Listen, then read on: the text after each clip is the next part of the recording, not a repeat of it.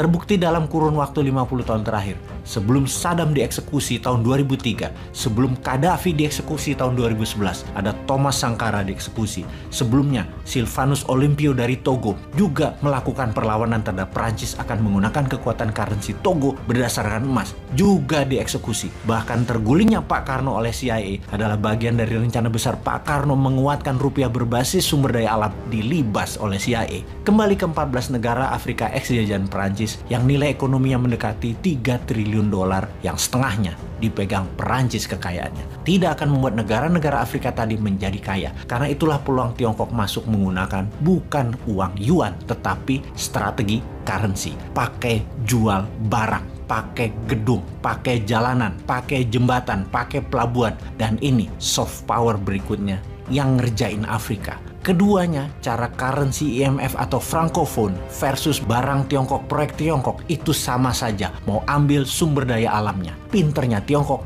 tidak konfrontatif. Yang diambil sisa-sisa Perancis, sisa-sisa penjajah, sisa-sisa Amerika. Karena Tiongkok menarget tanah jarang, mineral rare earth yang memang Eropa dan Amerika lengah. Negara Afrika kalau mau pakai uangnya sendiri, saat ini harus pinjam berdasarkan jaminan uang mereka di Bank Perancis. Yang bunganya tinggi sekali. Nggak bisa tarik tunai sendiri. Kayak kita deposito di bank, deposito kita nggak boleh diambil. Kalau perlu uang, jaminkan deposito tadi, nilainya hanya 90%-nya, dan kena bunga tinggi sekali. Jadi kepikiran untuk printing money, yang nggak boleh negara itu.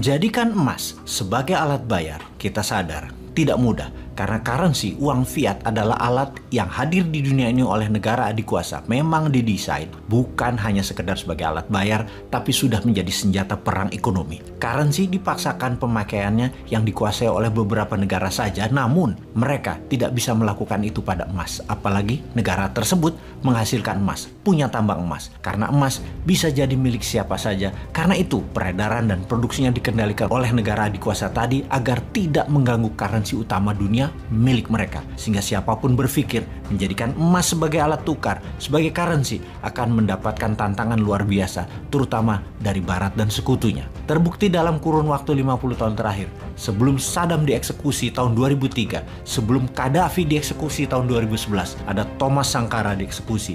Sebelumnya, Sylvanus Olympio dari Togo juga melakukan perlawanan terhadap Prancis akan menggunakan kekuatan currency Togo berdasarkan emas, juga dieksekusi. Bahkan tergulingnya Pak Karno oleh CIA adalah bagian dari rencana besar Pak Karno menguatkan rupiah berbasis sumber daya alam dilibas oleh CIA. Kembali ke 14 negara Afrika ex-jajahan Perancis yang nilai ekonominya mendekati 3 triliun dolar yang setengahnya dipegang Perancis kekayaannya. Tidak akan membuat negara-negara Afrika tadi menjadi kaya. Karena itulah peluang Tiongkok masuk menggunakan bukan uang yuan, tetapi strategi currency. Pakai jual barang, pakai gedung, pakai jalanan, pakai jembatan, pakai pelabuhan. Dan ini soft power berikutnya yang ngerjain Afrika. Keduanya, cara currency IMF atau francophone versus barang Tiongkok, proyek Tiongkok itu sama saja. Mau ambil sumber daya alamnya. Pinternya Tiongkok tidak konfrontatif. Yang diambil sisa-sisa Perancis, sisa-sisa penjajah,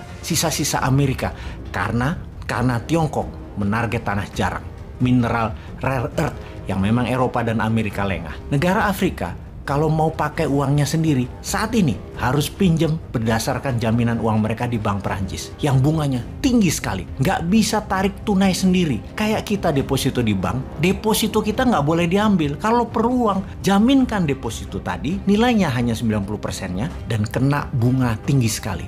Jadi kepikiran untuk printing money, yang nggak boleh negara itu. Pejabat keuangan di negara 14 Afrika itu semua didikan Perancis dan ikut maunya Perancis. Semua pejabat itu adalah SPG-nya Perancis. Dan itu keharusan. Pernah mantan pejabat Prancis, Jacques Chirac mengatakan tanpa Afrika, Prancis tidak sekaya sekarang dan akan hilang kekayaannya tinggal sepertiga. Chirac mengakui uang terbesar di Bank Prancis adalah kekayaan negara benua Afrika. Jadi sesungguhnya benua Afrika adalah benua yang kaya yang dieksploit oleh bangsa barat dan sekutu. Bayangkan, siapapun pejabat yang baru menjadi penguasa di wilayah Frankafrik harus menggaransi perusahaan Prancis di sana tetap jalan dengan stabil dan selalu mendapatkan prioritas untuk mengeksplorasi sumber daya alam Afrika seperti berlian, uranium, minyak, dan gas bumi. Jumlah perusahaan Prancis itu ada lebih dari 1.100 perusahaan dan ada 2.100 anak usaha perusahaan tersebut dalam 40 tahun terakhir bercokol di Afrika,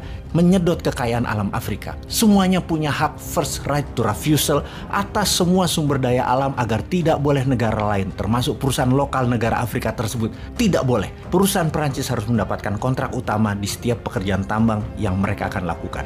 Prancis juga mengendalikan politik Frankafrik. Mereka tidak segan-segan menggulingkan atau mematikan calon pemimpin yang tidak pas dengan jalannya bisnis Perancis di ex negara jajahannya. Tentara Perancis keberadaannya di Frankafrik adalah kekuatan mutlak yang harus ditaati. Setelah bersama Amerika menggulingkan Gaddafi, Perancis ke Mali menggagalkan calon pemimpin lawan politik yang akan menumbangkan pemimpin boneka mereka dengan mengubah suara di kotak suara, sehingga tetap orangnya Perancis yang menjabat. Ada yang menarik dalam 15 tahun terakhir, di mana generasi muda Frankafrik mulai melakukan perlawanan terhadap Perancis menggunakan kekuatan sosial media untuk merubah mindset para tetua yang sudah dicekoki doktrin Perancis. Mereka anak muda ini, politikus muda ini, ingin lebih bebas dalam kebijakan luar negeri, tidak lagi bergantung pada Perancis. Para politikus muda ini banyak yang dibayari oleh pemerintah Tiongkok untuk studi ke Tiongkok selama berminggu-minggu di sana dan mereka terpesona dengan Tiongkok. Sejak tahun 2014, Frankafrik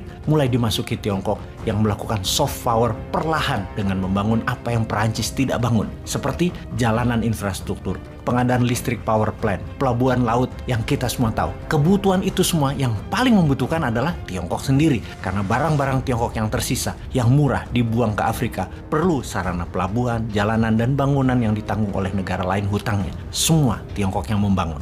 Selama 15 tahun, Tiongkok sudah membangun lebih dari 8.000 km rel kereta api, membangun 5.500 jembatan, membangun lebih dari 51.000 km jalanan, 45 pelabuhan, 200 rumah sakit yang membuat Presiden Prancis saat ini, Emmanuel Macron, kaget mulai mencari muka Frankafrik dengan banyak mengembalikan artefak Afrika yang dibawa ke Prancis, dikembalikan lagi ke Afrika, mulai melonggarkan pinjaman ke Afrika pakai bunga rendah dan mengembalikan lebih dari 15% uang Frankafrik dari Bank Sentral Prancis ke negara Afrika tersebut yang tadinya di atas 50%-an menjadi sekitar 35%-an uang devisa negara Afrika tersebut. Macron juga minta maaf atas genosida di tahun 1994 di Rwanda, bahkan sampai mengunjungi Rwanda untuk secara terbuka meminta maaf kegagalan Perancis kala itu. Kemudian CFA franc digantikan oleh ICO, currency baru, walau masih dikunci dengan euro, namun sudah agak longgar.